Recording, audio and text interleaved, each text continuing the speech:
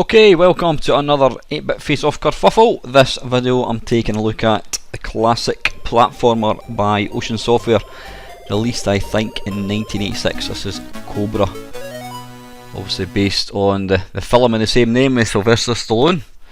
Now this is the C64 one.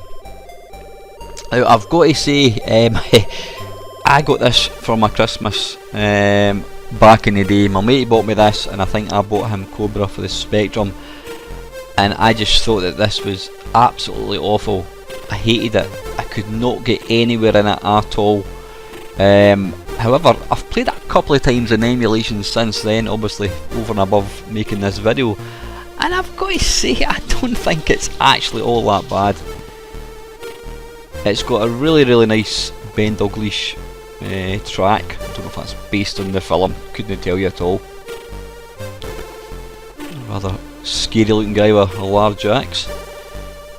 Always thought, you know the thing I didn't like about this game, I always thought that the main sprites looked like they were ballet dancers. They've got their kind of tight lycra bottoms on. But like I said, playing it now, it isn't as bad as I thought it was. I don't think Zap magazine liked it all that much.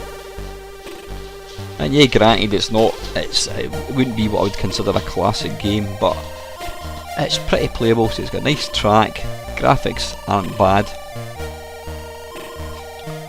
I think the thing I was comparing it with the Spectrum one, which we shall take a look at later on.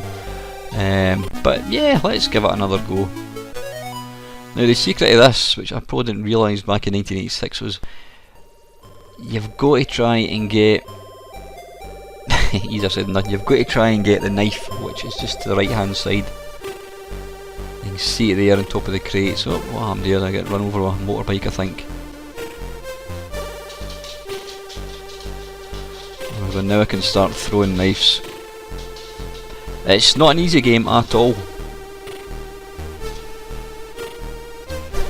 But I've got to say, it's a game that is it's looking at it now, it doesn't appear as bad as it was, which is quite an unusual thing to say, because it's usually the reverse. It's usually there was games that you thought were brilliant, loved to bits back in the day, then you look at them now and you're like, seriously? But yeah, I don't know what it is. You know what, I think a big part of it is probably when you're paying money. I mean, this was a Christmas present for me, and so I was expecting a lot of it. I don't know. But anyway, that's the Commodore 64 one. Like I says, I think it isn't as bad as I thought it was. Graphics are alright. It looks like I'm kinda stuck in a glitch here. Anyway, let's move on. Right, next one. This is Cobra, and this is on the Spectrum. Now this has got a good pedigree. It was programmed by Joffa Smith, and the sound is by Martin Galway. Now, although I wasn't a Spectrum fan back in the day, and I wasn't even aware of Joffa Smith at all, obviously since sort of having a YouTube channel and being interested in old systems, I've come to realise that Joffa Smith, you know, who sadly is is no longer here. He died quite a few years ago. Joffa was one of the probably most competent Spectrum programmers there ever was. I don't think he made a bad game.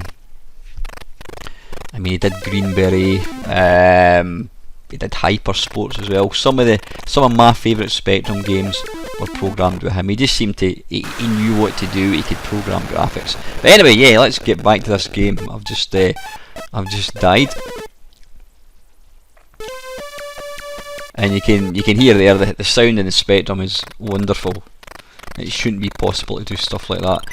Now you can see it's a completely different game from the Commodore 64 one. It really looks nothing like the C64 one. It's interesting that games that came from the same company and they were, you know, had the same name, they could vary so much. You would think that when they're putting, you know, planning out the game, they would say, right, this is what it's going to have to look like. But I think possibly because it's not an arcade conversion, they probably just thought, well, you know what, let's give a free rein to the programmers, let them do what they do best. So this one is highly playable, but I'm not doing a very good version, not doing a very good job of demonstrating that. My mate used to play this all the time. Like I said, I got him this for his Spectrum for Christmas. He got me the Commodore 64 one, and I was bitterly disappointed with the C64 one. But he used to play this all the time. It's it's got a right quaintness about it. Yeah, it's black and white in the main, but even, you know, look at the way the wee prams kind of come trundling towards you. They kind of bump up and down. You know, it's attention to detail, and there's even a bit of parallax scrolling around there. The ground is moving quicker than the background, so that is very, very clever.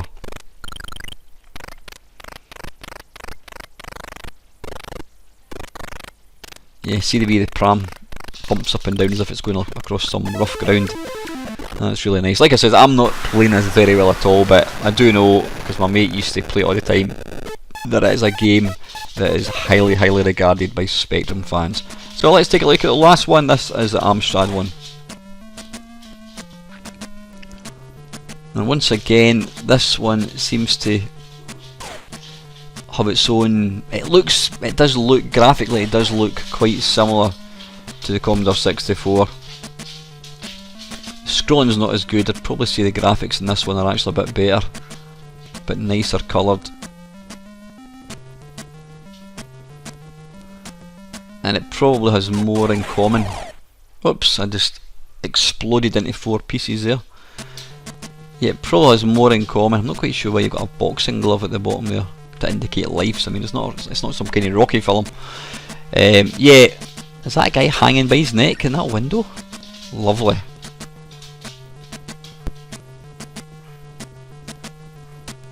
Yeah, it does look more like the C64 one, though again, it's not exactly the same. So I'm guessing the Ocean guys were probably given a basis. Like, this is, whoa, just blew up when attacked with a duck, or was it a geese, a goose, whatever, I don't know. What was I talking about? Yeah, I'm guessing the programmers saying, right, this is the game, it's based on the film by Sylvester Stallone called Cobra. It's got to be a platformer, you've got to run about and shoot baddies, go and do what you want to do. Oh, there's that killer bird again.